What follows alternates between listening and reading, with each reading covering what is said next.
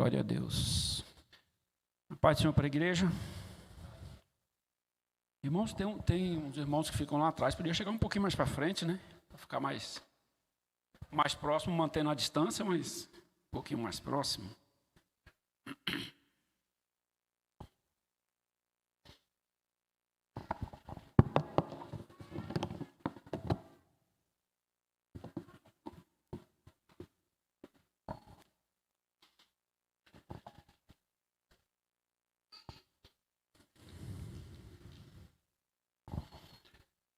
Irmãos, hoje nós vamos dar continuidade a mais uma lição desse trimestre que fala dos atributos de Deus.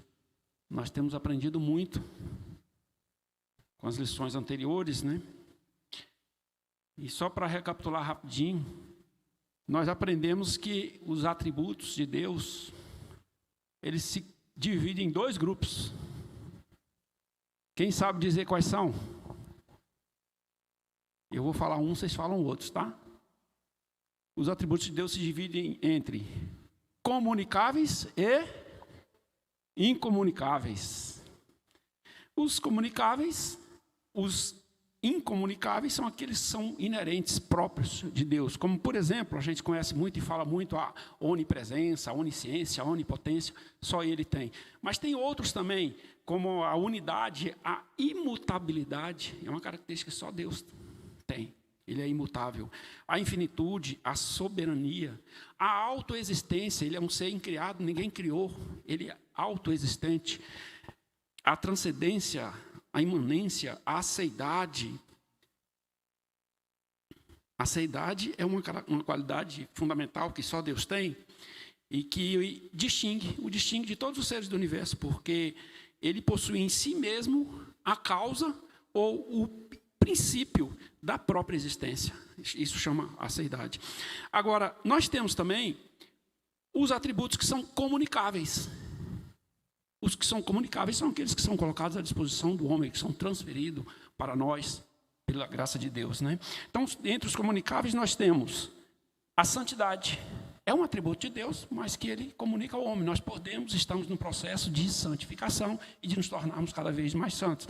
Então, por isso que a santidade é um atributo comunicável. A fidelidade também é um atributo de Deus que é comunicável ao homem. O amor também é outro. A justiça é um atributo comunicável, né? Na história, na Bíblia, nós vemos homens que têm como característica exatamente ter praticado a justiça, né? Temos aí José, Salomão e outros. A própria sabedoria é um atributo de Deus que é comunicável ao homem. Lá em Deuteronômio 12:4 diz: porém tu, ó querido Daniel, tranca em segredo, mediante um selo, as palavras do livro, até o tempo próprio do fim. Muitos farão de tudo e correrão de uma parte a outra em busca de maior saber. E o conhecimento se multiplicará. Muitas e muitas vezes. Então é um outro atributo de Deus que é comunicável ao homem. Temos também a paciência, a misericórdia. Também é um outro atributo comunicável. E tem mais um que eu não falei aqui, quem sabe? Qual um outro atributo de Deus que é comunicável ao homem?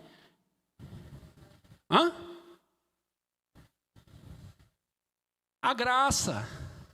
A graça de Deus é um outro atributo, que é o assunto da lição de hoje. A graça de Deus. Esse é um atributo que é comunicável também aos homens. E aqui, cabe uma pergunta. Se é um atributo de Deus que é comunicável aos homens, logo ele está colocando à nossa disposição, ele está nos fazendo poder participar, receber essa graça. E aí eu pergunto, nós temos de fato recebido essa graça de Deus? O que nós estamos fazendo com essa graça que Deus coloca à nossa disposição? O que nós estamos fazendo com ela? Uns poderiam dizer assim, olha, eu sei o que eu estou fazendo certo, outros podem dizer que não sabe, outros podem dizer que nem sabe, porque até hoje nem entendeu direito o que é esse negócio da graça. Alguns podem até dizer que não sei direito o que é. Olha, eu ouvi falar que é um favor imerecido, né? Que Deus enviou o seu filho, mesmo sem eu merecer. Tá, e é isso também, mas é só isso que a gente pode entender, só isso que a gente extrai da graça de Deus. Nós vamos ver que tem mais coisa. Você poderia dizer, me dá então uma referência para saber como é que eu sei se eu tenho a graça de Deus ou não. Tem muitas maneiras de saber, né? Eu vou te dizer uma delas. O que é a graça de Deus? Não é um favor imerecido? Ele não transfere ou não comunica esse atributo para nós.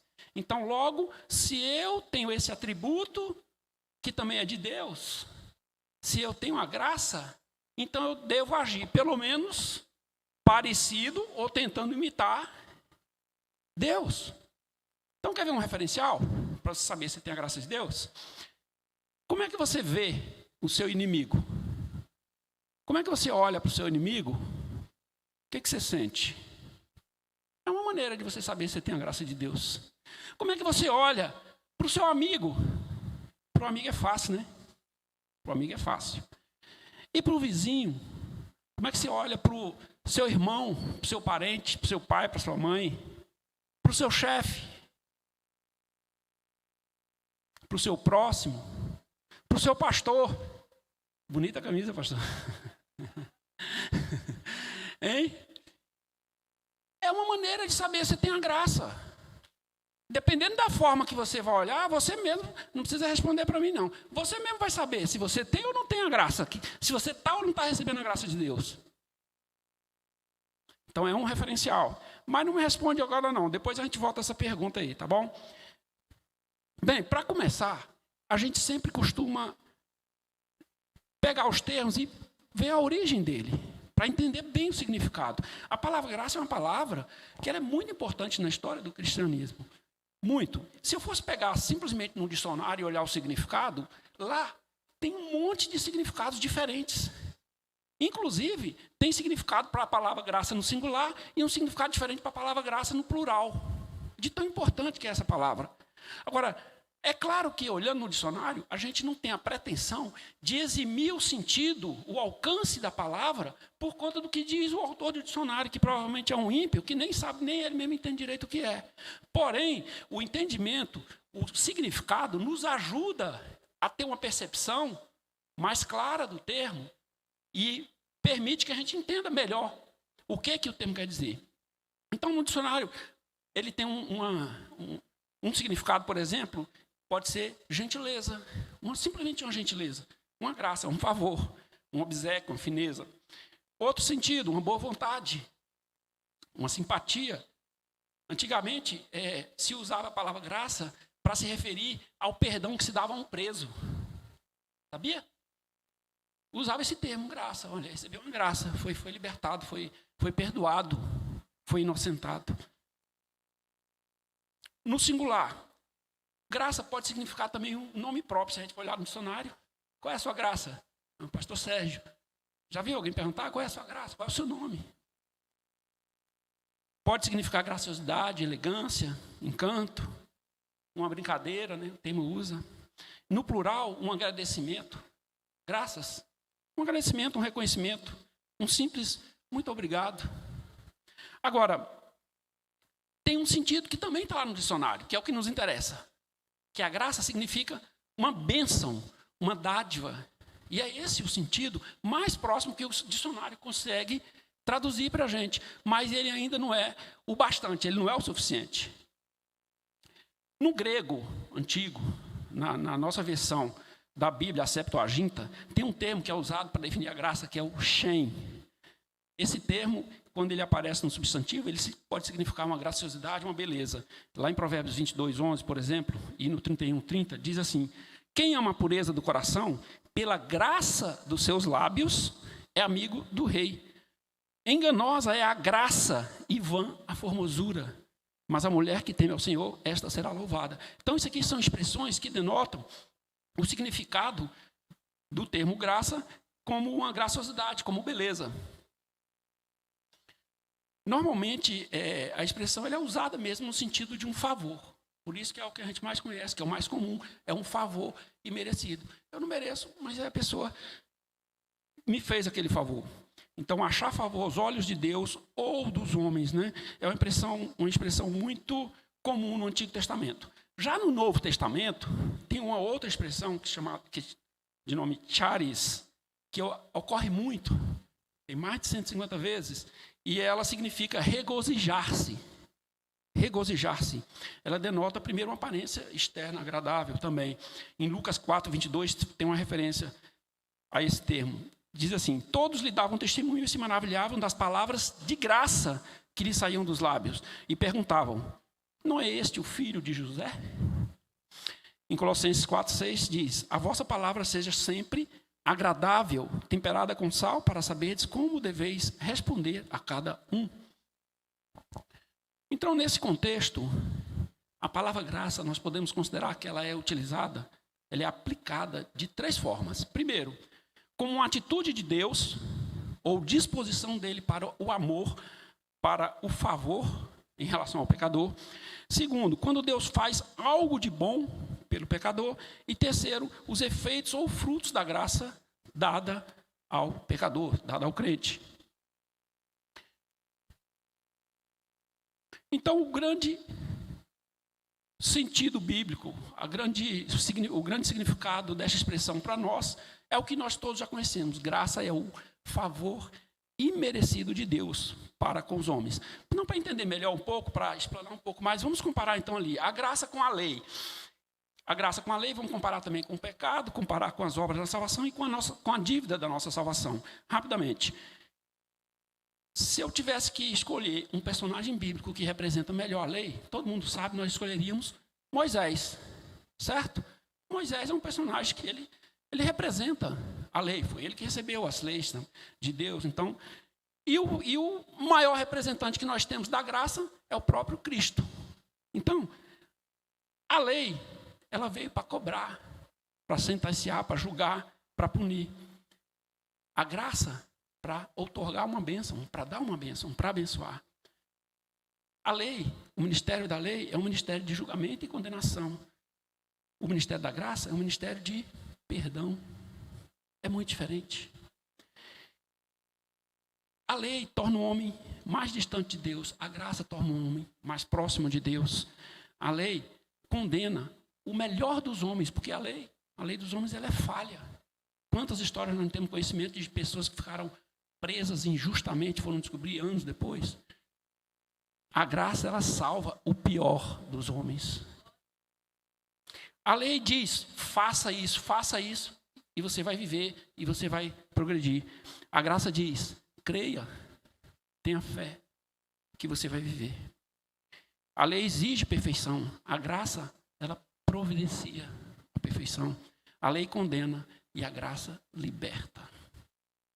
E se formos comparar, então, debaixo da lei, antes de ir para o outro termo, o homem ele está totalmente perdido. E a única forma dele se livrar do jugo da lei é por intermédio da fé em Cristo, da graça. Romanos 10:4 diz, porque o fim da lei é Cristo, para a justiça de todo aquele que nele crê. E o pecado, se formos comparar o pecado? Bem, o pecado, ele, no pecado reina a morte, ele promove a morte, o fim dele é a morte. E a graça reina para a vida eterna. O fim é a vida eterna. O pecado, ele recebe poder da condenação através da lei. A graça, ela rouba do pecado esse poder e entrega Cristo para a satisfação da lei. No pecado, a única fonte do perigo é a violação da lei. E na graça, o único escape é a lei satisfeita através de Cristo. Romanos 6,14, porque o pecado não terá domínio sobre vós, pois não estáis debaixo da lei, mas debaixo da graça. E se formos fazer um paralelo com as obras? Bem, a graça, ela se contrata com as obras na própria salvação dos pecadores. Em Efésios 2, 8 e 9, diz, pois pela graça sois salvos por meio da fé. E isto não vem de vós, é dom de Deus. Não vem das obras, para que ninguém se glorie. Então a salvação é pela graça do Criador. Não é pela obra da criatura. É diferente.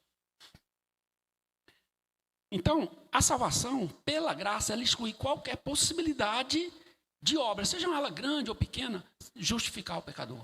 Não há essa possibilidade. Não importa o tamanho da doação que você faz, do seu dízimo, da sua oferta, do seu sacrifício. Não é por isso que você é salvo. Você é salvo pela fé, pela graça de Deus. A graça na Trindade. Então, nós temos que na Trindade o Pai, Deus, é a fonte da graça. O Filho, Jesus, é o canal da graça. E o Espírito Santo, ele é o administrador da graça. O Espírito Santo, sem a graciosa operação dele, na conversão do pecador, nenhum pecador reconheceria como tal, seria alcançado, seria beneficiado pela graça. O Espírito Santo é ele que desperta nas almas essa percepção de que é pecador. Olha, é ele que desperta e o pecador reconhece. Então, o Espírito Santo é que conduz, é ele que opera. É ele que revela a graça do Pai. Então, nós temos aqui 3 características da graça de Deus. Primeiro, ela é poderosa e é abundante. Em 2 Colossenses 9:8 diz: e Deus é poderoso para tornar abundante em vós toda graça, a fim de que, tendo sempre em tudo toda suficiência, superabundez em toda boa obra. Então, ela é poderosa e abundante. Segundo, ela é suficiente. Ainda em 2 Coríntios 12:9. E disse-me: a minha graça te basta, porque o meu poder se aperfeiçoa na fraqueza. Então, a graça, ela é suficiente. E, por último, a graça é maravilhosa. Efésios 1:6. Para louvor e glória da sua graça, pela qual nos fez agradáveis, isto é, que ele nos concedeu gratuitamente ao amado. Então, essas são as características da graça. E o alcance da graça? Primeiro, a graça, ela é para todos os pecadores. Ela alcança todos os pecadores, todos os filhos de Deus. Ela alcança todos os humildes. Ela é para todos, não tem acepção de pessoa. Então, ela foi manifestada para abençoar não somente um grupo de religiosos, um grupo pequeno. Ela foi manifestada para abençoar toda a humanidade. Então, o alcance dela é o máximo possível. 1 Pedro 5:5 diz assim, ó: semelhantemente, vós, jovens, sede sujeitos aos anciãos, e sede todos sujeitos uns aos outros, e revesti-vos de humildade, porque Deus resiste aos soberbos, mas dá graça aos humildes. Isso tem um poder tão grande na nossa vida, na vida do cristão, que só quem experimenta entende. Só quem experimenta. Então, nós temos que a graça, o que a graça nos proporciona, o que ela faz? Primeiro, ela nos salva. É a graça salvadora. Ela salva o homem gratuitamente. Em Efésios 2:5 diz: estando nós ainda mortos em nossas ofensas, nos vivificou juntamente com Cristo. Pela graça, sois salvos. É a graça salvadora. Outra coisa que a graça faz, ela nos justifica. Ela justifica o pecador. Ela demonstra, ela prova a inocência. Em Romanos 3:24 diz: sendo justificados gratuitamente pela sua graça, pela redenção que há em Cristo Jesus. Porém, só desfrutam dessa graça salvadora, dessa graça justificadora, aqueles que creem no Filho de Deus e que recebem como único e suficiente Salvador. E por último, a graça também capacita-nos. Ela capacita o crente para realizar a obra de Deus. Em Hebreus 12:28 diz: pelo que, tendo recebido um reino que não pode ser abalado, retenhamos a graça, pela qual sirvamos a Deus agradavelmente, com reverência e piedade. Então, a graça, ela salva, ela justifica e ela nos capacita. E aqui cabe mais uma pergunta: quem está capacitado? Se tem a graça, está capacitado. Se não está capacitado, está faltando graça. É o que está escrito.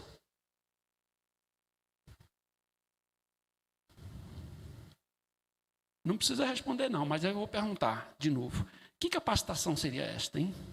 Porque nós temos aquela tendência de falar: eu vou me capacitar, então eu vou fazer o curso de teologia no seminário Paulo Leves Macalão, que aí eu vou estar capacitado. Ou então o outro fala assim: não, eu vou fazer teologia, eu vou estudar, vou fazer o bacharelado, aí eu vou estar capacitado. Outros, não, eu vou fazer é o doutorado, que tem doutorado também em divindade, não sei se você sabe, mas tem.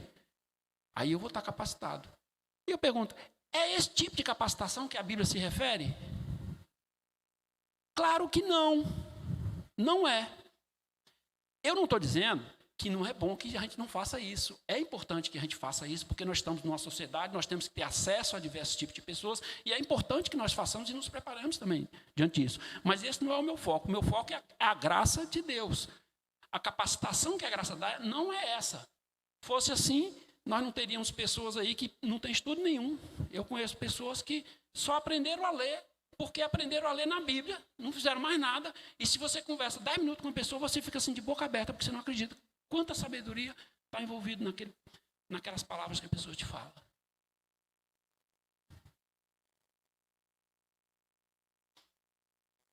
Qual seria então o nosso referencial para saber se nós temos ou não a graça de Deus?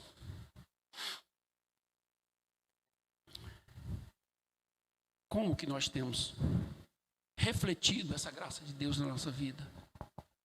Cada um sabe. A gente vive esses momentos no dia a dia. Agora, tem uma coisa que obstrui essa graça de Deus, que ela impede de eu receber. Deus coloca à minha disposição, Ele comunica, mas eu obstruo de alguma forma. Sabe o que obstrui? O orgulho e a arrogância. O orgulho e a arrogância, ela obstruem a graça de Deus na nossa vida, essa graça que nós precisamos tanto. Lá na Inglaterra, uma vez, numa igreja, tinha um pastor que observou que entrou um ex-presidiário e se ajoelhou para participar da Santa Ceia. E ele ficou admirado porque esse ex-presidiário se ajoelhou do lado de um juiz da Suprema Corte da Inglaterra, que também era membro da igreja. O pastor ficou admirado, porque não pelo fato dele ser ex-presidiário juiz, mas é porque o juiz que estava do lado foi o juiz que julgou e condenou ele e mandou ele para a cadeia durante 7 anos. Mas transcorreu o culto normal. No final, o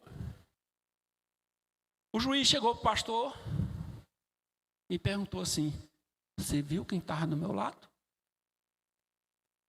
Aí falou: eu vi sim, eu achei que você nem tinha percebido. Aí o juiz falou assim: que milagre da graça. Que milagre da graça. O pastor falou assim: um maravilhoso milagre da graça. Aí o juiz falou para o pastor, mas você está referindo a quem? Aí o pastor falou: claro, eu estou me referindo ao milagre da graça na vida do ex-presidiário, que se converteu, Deus alcançou e ele foi transformado. Aí ele falou: isso é verdade, mas eu não estava me referindo a ele. Olha só que visão. Eu estava referindo, quando eu falei da maravilhosa graça, a mim. O pastor, como assim? Olha só que interessante, meus irmãos. Como assim? O juiz falou: olha só, o assaltante, aquele ex-presidiário, ele sabia que ele precisava da graça de Deus. Ele sabia que precisava do favor de Deus para ser perdoado. Ele tinha essa consciência. E a graça de Deus o alcançou. Agora, olhe para mim. Isso o juiz falando. Olhe para mim. Eu fui ensinado desde a infância a ser um cavaleiro. Uma pessoa que pratica o bem, que cumpre a palavra. Eu fui ensinado a fazer as minhas orações, a ir para a igreja. Eu estudei numa das universidades mais famosas do mundo. Estudei na Oxford. Me formei, recebi meu diploma, fui advogado. E hoje sou juiz. Cheguei a ser juiz, sou juiz da Suprema Corte. Olha, pastor, eu vou dizer uma coisa. Com todo esse meu currículo, nada, mas nada, a não ser a graça de Deus, poderia me ter levado a admitir que eu não era diferente dele, que eu precisava de Deus tanto quanto ele. Somente a graça de Deus. Olha que coisa interessante, que diferente. Ele diz, olha, a graça de Deus para me alcançar com esse meu currículo, com essa minha autonomia, com essa minha arrogância, achando que eu sou o máximo, ela foi muito maior para me alcançar do que para alcançar ele, que já reconhecia que estava naquele estado. E aí, a conclusão é que essa maravilhosa graça é a que realmente salva o pecador. E que muitas pessoas boas, muitas pessoas, só não vão para o céu, só não entram no céu por causa do orgulho delas. Isso o juiz que concluiu. Porque ele, se ele tivesse mantido no orgulho dele, na arrogância dele, ele não estaria ali servindo a Deus. Viu que interessante? O alcance da graça de Deus, como é interessante? Porque a gente tem uma tendência de achar que a graça nos alcança só quando a gente está precisando de alguma coisa. E a graça não, ela vem para todo mundo, para toda situação. Agora, como é que você faz para eliminar esse orgulho e a arrogância da sua vida? Porque é da natureza humana, né? É da natureza humana ter um pouco de orgulho, de arrogância. É normal. Você se sente ferido, uma coisa ali. Aquele famoso, ó, não pisa no meu calo, não. Não é o orgulho, de alguma forma? Quando que Jesus falou isso para alguém? Quando? O cego chegava lá e falou assim, gritou para Jesus, ele falou assim, o que você quer que eu te faça? Né? O cego lá, que era tão humilde, se fosse um de nós, talvez ele falasse assim, alô, eu quero ver, não está vendo não? Ou então o que estava pedindo, ele poderia até falar assim, ó, me dá uma esmolinha, pelo amor de Deus, se tivesse pouca fé, né? Mas ele, além de ser humilde, tinha muita fé, né? Ele falou, eu quero ver. Jesus nunca chegou perto de alguém para atacar. Ele sempre vinha com uma palavra doce. Sempre. Então, qual que é a forma de você eliminar esse orgulho, eliminar essa arrogância? Uma palavrinha muito pequena. Humildade. Humildade. Tem que procurar ser mais humilde. A humildade para tudo, em tudo que você for fazer. Principalmente para admitir que você precisa da graça de Deus. E essa humildade aqui, claro, é humildade de coração. Ela não tem nada a ver com situação econômica, tá, meus irmãos? A humildade da Bíblia é a humildade de coração. Que eu não vou falar, a gente poderia falar muito sobre isso, mas não vou falar. A humildade, o orgulho, ele ergue um muro entre as pessoas. Ele distancia, ele separa as pessoas. A humildade não. Tem uma frase interessante que diz que o orgulho ergue muros, né? E a humildade ergue pontes. Não é à toa que a Bíblia recomenda, em várias passagens, né, Paulo nos exorta para ser humildes. Em 1 Pedro 5,5, diz assim, ó, eu até já li esse versículo aqui, mas vou repetir. Semelhantemente, vós jovens, sede sujeitos aos anciãos, e sede todos sujeitos uns aos outros. Revesti-vos da humildade. Porque Deus resiste aos soberbos, mas dá graça aos humildes. Então, a humildade é que elimina essa soberba, essa arrogância do nosso coração. Paulo orientou em Romanos 12,16. Tenham a mesma atitude uns para com os outros. Não sejam orgulhosos, mas estejam dispostos a associar-se a pessoas de posição inferior. Não sejam sábios aos seus próprios olhos. Aos cristãos em Filipos, Paulo também recomendou. Humildemente considerem os outros superiores a si mesmo. Cada um cuide não somente dos seus interesses, mas também dos interesses dos outros. Então, a forma de se desenvolver a humildade é essa, você admitir primeiro a sua fraqueza, você ser mais paciente com as fraquezas dos outros. Sabe aquele negócio que a minha fraqueza é superior à sua, a minha eu não consigo. Você consegue a sua, mas eu não consigo, porque a minha é diferente da sua, a minha fraqueza ela é mais fraca do que a sua. Não tem isso. Nós temos que admitir as nossas fraquezas e ser paciente com a fraqueza do outro. Não criticar e se antecipar logo em julgar, sabe? Estar aberto à admoestação e colocar os outros sempre em evidência. No dia a dia nós somos frequentemente confrontados a tomar decisões. E aí agora vamos falar um pouquinho rapidamente sobre a graça e o livre-arbítrio. Nosso livre-arbítrio diz respeito à nossa capacidade de tomar as nossas próprias decisões. Nós que escolhemos se nós queremos ir para o céu ou para o inferno, fazer uma coisa ou outra, fazer o certo ou o errado. Então a escolha é nossa. A escolha, a decisão é nossa. Deus, ele comunica o atributo dele, que é a graça. Agora a decisão do que eu vou fazer com essa graça, se eu vou receber ou se eu não vou receber, é minha, é sua. E se você não recebe, só tem duas coisas. Ou você recebe, ou não recebe. Ao não receber, você está rejeitando. E eu pergunto, é possível rejeitar a graça de Deus? Claro que é possível. A história está cheia de exemplos aí. Nós mesmos, às vezes, sem querer ou sem perceber, rejeitamos a graça de Deus. Quando eu trato mal um irmão, eu estou rejeitando a graça de Deus. Isso é muito sério. É a negação da fé. Rejeitar a graça é negar a Jesus. Agora, esse assunto da graça, ele é tão recorrente na história, ele é tão importante, que ele já foi motivo, ele já dividiu, foi a Igreja Católica no meio, lá atrás. Por quê? Porque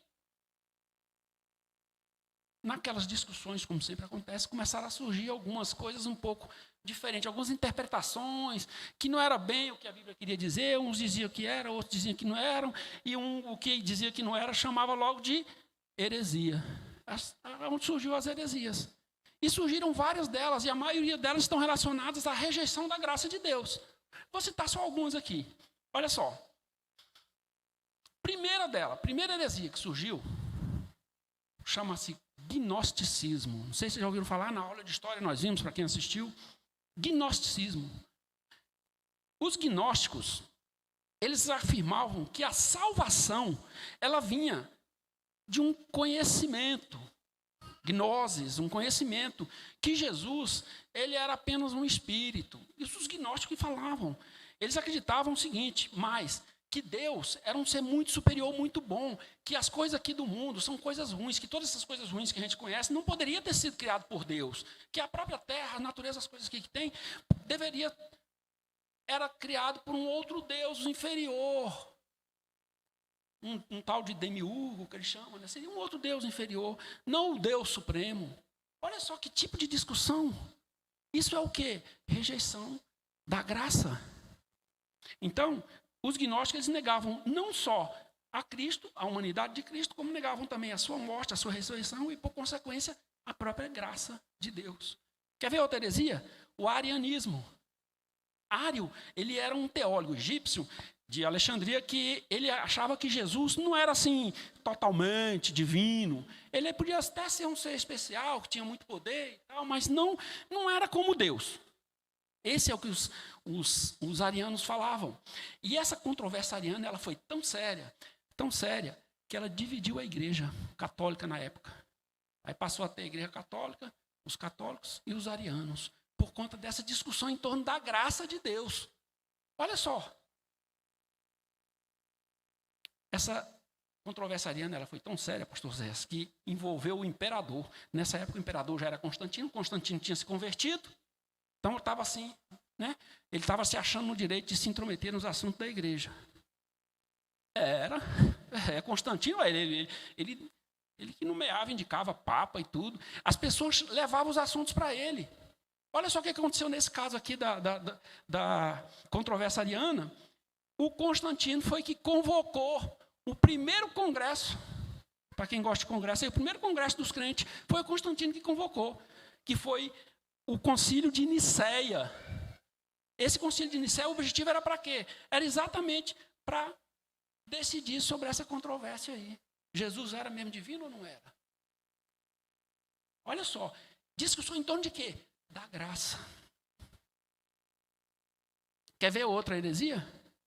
Vimos também lá no curso de História, para quem assistiu esses dias, o pelagianismo. Pelágio era um homem que ele ensinava o seguinte, olha, o homem não tem livre-arbítrio? Hein, pastor Sérgio? Tem livre-arbítrio. Logo, se ele tem livre-arbítrio, é possível que ele consiga viver uma vida sem pecado por decisão dele. Aparentemente, olhando assim, você vê, olha, tem lógica. Isso foi uma discussão muito grande, porque isso ia contra o ensinamento de Agostinho, que dizia o seguinte, olha, o homem não pode fazer nada sem a graça de Deus. Nem deixar de pecar sem a graça de Deus, ele não pode. E esse Pelágio falava que podia. Então, isso é outra heresia. Negação da graça de Deus. Quer ver outra?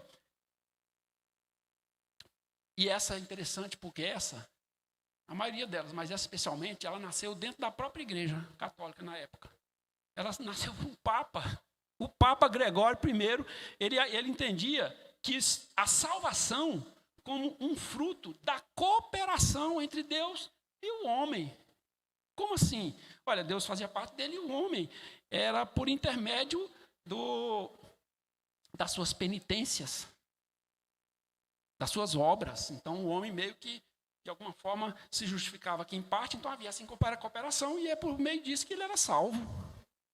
Que heresia, né? Totalmente contra a Bíblia.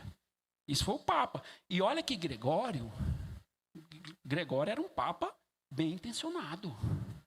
O Gregório foi considerado o primeiro Papa. Ele surgiu numa época de muita perturbação, então ele queria realmente consertar as coisas. Ele defendia a purificação da igreja. Olha que coisa mais nobre. O Papa, ele tirou, depois, bispos que eram negligentes, ele simplesmente tirava. Aqueles que eram indignos, ele tirava da frente da igreja. Ele se opôs a um termo que a gente conhece pouco, que é o simonia, que é aquela venda de coisas sagradas. Sabe que a igreja católica, a história demonstra que ela fez isso durante muito tempo. Até cargo eles vendiam, pastor. Então o Gregório era um cara que ele queria consertar as coisas, ele queria dar um jeito ali. Olha da onde que saiu uma das maiores heresias dele.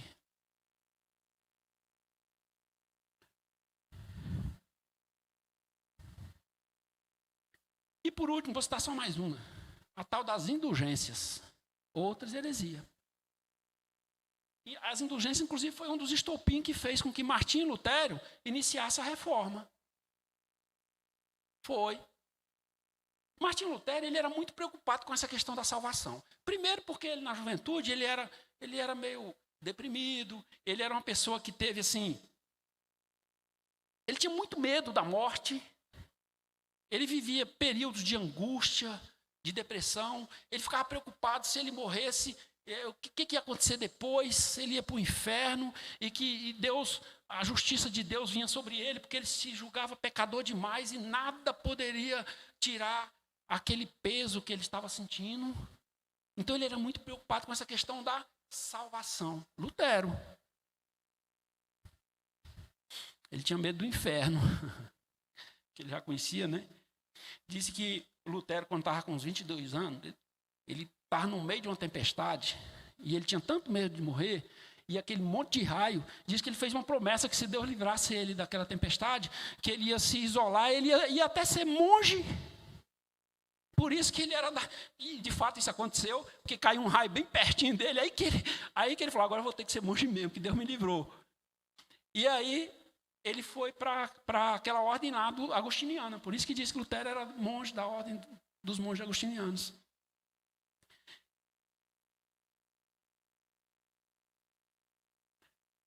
Para Lutero, a frase justiça de Deus funcionava então como um grande peso. Porque eles consideravam um grande pecador. Então ele entendia, eu sou grande pecador, logo a justiça de Deus vai vir comigo, vai vir para cima de mim como tudo, eu vou para o inferno. Ele achava. Mas aí o tempo passou, Lutero foi ensinar na universidade, e aí ele, estudando a palavra, por isso que é importante nós estudarmos a Bíblia, porque Deus nos dá a interpretação correta. E Lutero, estudando, ele leu, se deparou lá com o texto de Romanos 1,17. E ele se deparou com a frase, o justo viverá pela fé. Isso aí mudou tudo na vida dele, porque aí ele tirou aquele peso, ele viu que a graça de Deus, ela é revelada em Cristo. E o peso que ele estava sentindo, na verdade, tinha sido lançado sobre Cristo, não sobre nós, não sobre ele. Isso mudou tudo, por isso que Lutero, olha, ele ficou tão maravilhado com o que aconteceu, que ele chegou a declarar a seguinte frase: senti que havia nascido de novo e que as portas do paraíso me haviam sido abertas. Todas as escrituras tiveram um novo sentido para mim. A partir de então, a frase justiça de Deus não me encheu mais de ódio, mas se tornou indizivelmente doce em virtude de um grande amor. Olha aqui, que mudança. E é isso que a palavra faz, é isso que a Bíblia faz. Ela que nos transforma, ela que muda. E aí, Lutero se revoltou contra as indulgências, porque as indulgências diziam o seguinte: vocês sabem o que eram indulgências? Todos sabem, nós vimos lá na aula de história. Era aquele pagamento que a pessoa fazia para se redimir dos pecados, para ter os pecados perdoados. Isso se tornou um grande negócio na época, porque se fazia negócio com tudo. Queria perdoar seu pecado, então você ia lá, dava uma oferta e tinha os pecados perdoados. Aí se você quisesse dar uma oferta para perdoar o pecado lá do seu irmão, de um parente distante, pode, fazemos qualquer negócio. Ah, mas e meu parente já morreu, posso? Pode, você pode ir lá dar uma oferta para perdoar. Inclusive ele sai lá do purgatório onde ele estava, é o que diziam lá na igreja, sai de lá e vai direto para o céu. Olha que negoção. E aí tem uma história engraçada que um chegou para ele, tinha uma pessoa que vendia, tá? Nomeado pelo Papa, que vendia essas indulgências. Aí teve uma história engraçada que um chegou para ele e falou assim: vem cá, eu posso comprar uma indulgência para um pecado que eu nem cometi? Um pecado futuro? Pode. Queria vender, né? Pode. Só que é o seguinte, tem que pagar agora. Isso está registrado nos livros de história aí. Aí diz que a pessoa pagou. Pagou, depois seguiu o homem, foi lá, deu um couro nele, tomou o dinheiro de volta e falou assim: esse era o pecado, ó. Gente, esse negócio a gente briga assim, mas essa questão da indulgência foi uma coisa muito séria. E Lutero se revoltou. Como? Como que você pode comprar a salvação? Esse foi um dos grandes estopins da mudança da reforma.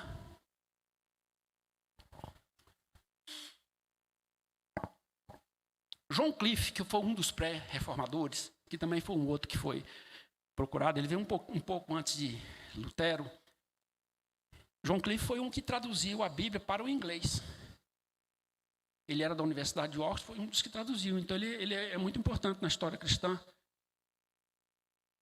E John Cliff foi acusado de heresia, e aí ele foi chamado lá num tribunal eclesiástico. E aí, olha só o que John Cliff falou na época, por conta dessas indulgências. Ele chegou e falou assim, olha, ele falou para quem? Ele estava num tribunal eclesiástico.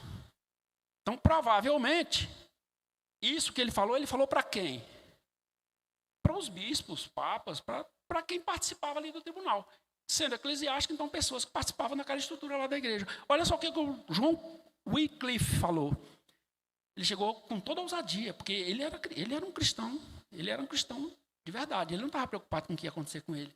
Ele chegou para o tribunal e falou assim, olha, como ousais vós, só por amor a lucro, fazer comércio com a graça de Deus?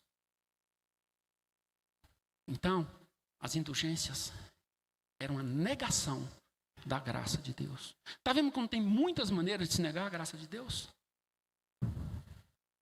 Por isso que eu digo, a escolha é sua, é minha, é nossa. O que nós fazemos com ela? Nós temos aceitado ou temos rejeitado?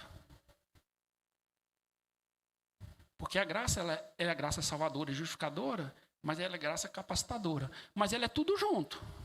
Eu não posso falar, não, eu recebo a graça salvadora, porque Jesus morreu, eu aceito isso, concordo, aceito. Mas a graça capacitadora, que é no sentido de eu procurar imitar o mestre, fazer aquilo que ele faz, eu reproduzir aquela graça que ele me deu, eu reproduzir para outro. Não, essa daí não. Não existe essa possibilidade. Ou você recebe a graça, ou você não recebe.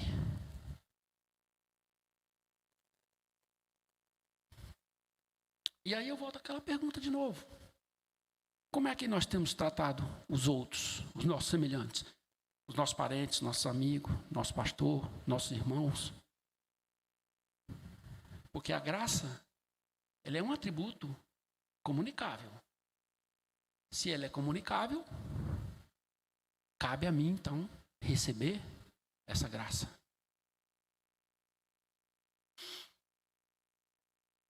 Então, que fica para a nossa reflexão. O que nós temos feito com essa graça de Deus nas nossas vidas? E eu vou terminar, não sei quantas horas aí, mas tem mais uns minutinhos, né? Rapidinho, já estou terminando. Uma historinha simples, que é baseada no fato real, mas que ela ilustra bem essa questão da graça. Principalmente no dia a dia, nessa aplicação prática nossa. Porque às vezes a gente fica meio confuso. Que hora realmente, como é que eu devo agir? É assim, eu vou estar agindo, vou estar exercitando a graça de Deus na minha vida ou não? E uma ilustração muito boa que a gente tem é relacionada a pai e filho. Porque muitas vezes a gente sabe que o filho não está merecendo. E o que a gente faz? Não, vem cá, tal. Tem uma história muito interessante. Não sei se todos aqui sabem, mas é fato real. Diz que um pai chegou para o filho e falou: olha, fulano, se vocês se comportarem, se vocês for bonzinhos e tudo, eu vou dar umas caixas de chocolate aí para vocês. A menina ficou toda alegre. Tal. Passou o período, aí os meninos, as crianças, desobedeceram, fizeram alguma coisa lá, e o pai chegou para o filho e falou: olha, fulano, você não está merecendo, não. Você não está merecendo, porque você não fez o que eu falei, não fez o que eu mandei, você descumpriu a minha ordem. Então é o seguinte, eu ia te dar 2 caixas de chocolate, agora eu vou te dar só uma, tá?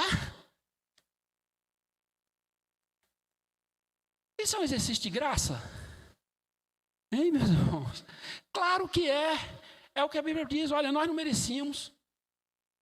Ninguém aqui nessa terra tem o direito de chegar diante de Deus e falar: Deus, eu exijo os meus direitos.